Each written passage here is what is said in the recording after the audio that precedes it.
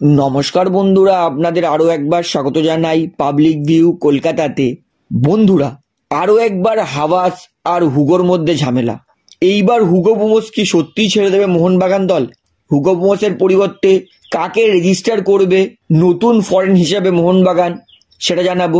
Jason কামিন্সকে বাদ দেওয়া উচিত এবং তার পরিবর্তে মোহনবাগান কাকে নিয়ে আসলে মোহনবাগান আবার চ্যাম্পিয়ন হতে পারবে, সেটাও জানাবো। এমবিএসজি কিন্তু তারা নতুন স্ট্রাইকার আনার চিন্তা ভাবনা করছে, সেটা নিয়েও আপডেট দেওয়ার আছে। এবং তার পাশাপাশি সায়ন ব্যানার্জিকে গতকাল যে ডিমিট্রি পেড্রোস ধাক্কা মেরেছিল সেই নিয়ে কিছু গুরুত্বপূর্ণ আপডেট দেওয়ার আছে। তাই অনুরোধ করে রাখবো ভিডিওটা অবশ্যই শেষ পর্যন্ত দেখবেন। এবং ভিডিওটি শুরু করার আগে একটা ছোট্ট অনুরোধ করে রাখবো, যেহেতু এইখানে আপনারা খেলার সমস্ত রকম আপডেটস পেয়ে যাবেন, তাই অবশ্যই পাবলিক ভিউ কলকাতা এই চ্যানেলটিকে সাবস্ক্রাইব করে বেল আইকন প্রেস করে অল করে রাখবেন। তাহলে বন্ধুরা, ইতিমধ্যে মোহনবাগান সুপার জায়ান্ট দল নিয়ে যেই বড় খবরটা আসছে সেটা হচ্ছে আরও একবার হুগো বুমোস আর আন্টোনিও লোপেজ হাওয়াসের মধ্যে ঝামেলা হয়েছে। আমরা সবাই জানি হুগো বুমোস তিনিও প্রচণ্ড মাথা গরম প্লেয়ার এবং হাওয়াস তিনিও কিন্তু প্রচণ্ড মাথা গরম কোচ। দুজনেই দুজনকে বস মনে করেন। তাই যখনই একটা দলের দুটো বস হয়ে যায় তখন কিন্তু ঝামেলা হবে, বিচ্ছেদ হবে, এটা কিন্তু কনফার্ম। তাই যতদূর জানা গেছে হুগো বুমোস আর হাওয়াসের মধ্যে আরও একবার ঝামেলা হয়েছে এবং হুগো বুমোস তিনি কিন্তু মোহনবাগান দল ছাড়তে পারে। অর্থাৎ আমরা আর হুগো বুমোসকে মোহনবাগান দলের জার্সি পরে নাও খেলতে দেখতে পারি। এইটা অনেক জায়গায় নিউজ বেরিয়েছে এবং এমনকি দু তিনটে জার্নালিস্ট তারাও কিন্তু এই আপডেটটা জানিয়েছে যে হুগো বুমোস তার সঙ্গে হাওয়াসের সব কিছু ঠিকঠাক চলছে না, তাই হুগো বুমোস ছাড়তে পারে মোহনবাগান সুপার জায়ান্ট।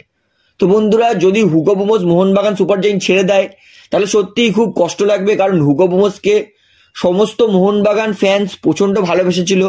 তবে হুগো বুমোস তার হাওয়াসের সঙ্গে এর আগেও কিন্তু ঝামেলা হয়েছিল, আমরা সবাই জানি, যার জন্য হাওয়াস তিনি মোহনবাগান দল ছেড়েছিলেন।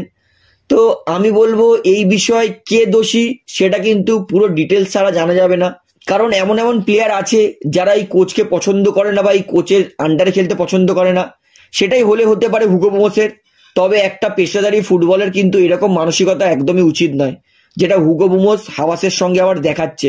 তো হাওয়াস না হুগো বুমোসের দোষ সেটা আমি আপনাদেরকে অবশ্যই জানলে জানাবো। তবে আমি বলবো একটা কোচ তিনি তো বলবেন, কারণ কোচ একটা স্যার যখন টিচার, স্টুডেন্ট যতই মেধাবী হোক, একটা টিচার সবসময় স্টুডেন্টকে বকাবকি করতে পারে, স্টুডেন্টকে শেখাতে পারে। তো এবার যদি স্টুডেন্ট সেই স্যারের বকাবকি শুনে কোচিং ছেড়ে দেয় বা স্কুল ছেড়ে দেয় তাহলে সেটা স্টুডেন্টের দোষ। তো দেখুন, আমি একবারও কিন্তু বলছি না হুগো বুমোসের এর মধ্যে কোনো দোষ আছে।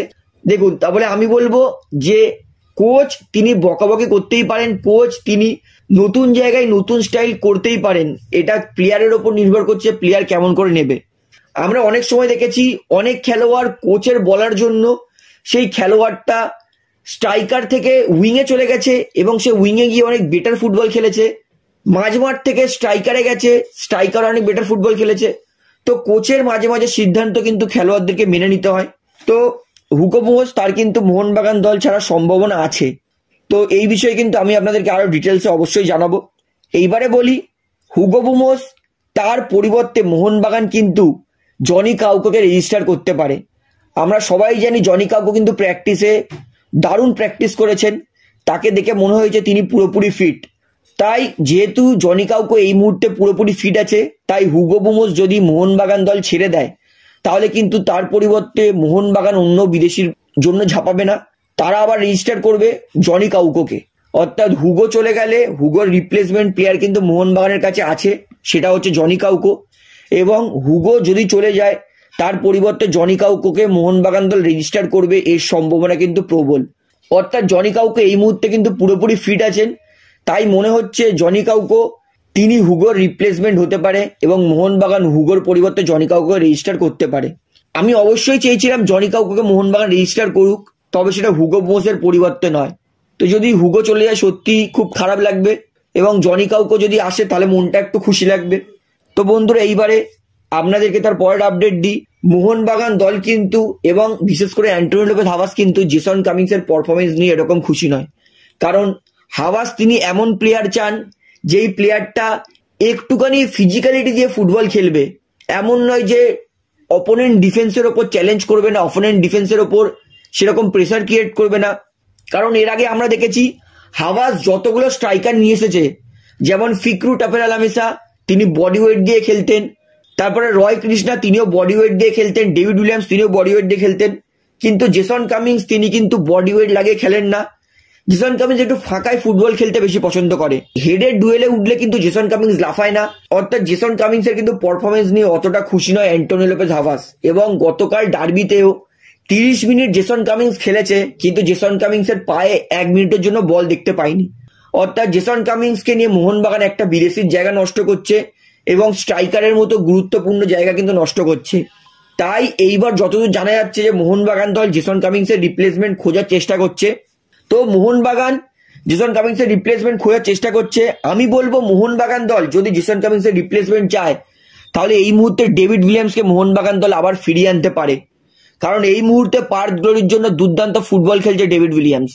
পার্থ গ্লোরি যার কিন্তু সিজনটা খুব খারাপ যাচ্ছিল, কিন্তু ডেভিড উইলিয়ামস তিনি একাদমে পার্থ গ্লোরির সিজনটা একটুখানি হলেও ঘুরিয়েছে এবং এই মুহূর্তে কিন্তু খুব ভালো ফর্মে আছে ডেভিড উইলিয়ামস। এবং পার্থ গ্লোরি কিন্তু প্রত্যেক ম্যাচে ডেভিড উইলিয়ামসকে স্টার্টিং লাইন আপে খেলাচ্ছে না, সাবস্টিটিউটে নামাচ্ছে। এবং আমরা যেহেতু জানি হাভাস আর ডেভিড উইলিয়ামসের মধ্যে কিন্তু এখনো কথাবার্তা হয়, কথাবার্তা চলে। তাই যদি মোহনবাগান একান্তই জেসন কামিংসের রিপ্লেসমেন্ট চায়, তাহলে মোহনবাগান কিন্তু লোন ট্রান্সফারে ডেভিড উইলিয়ামসকে নিতে পারে।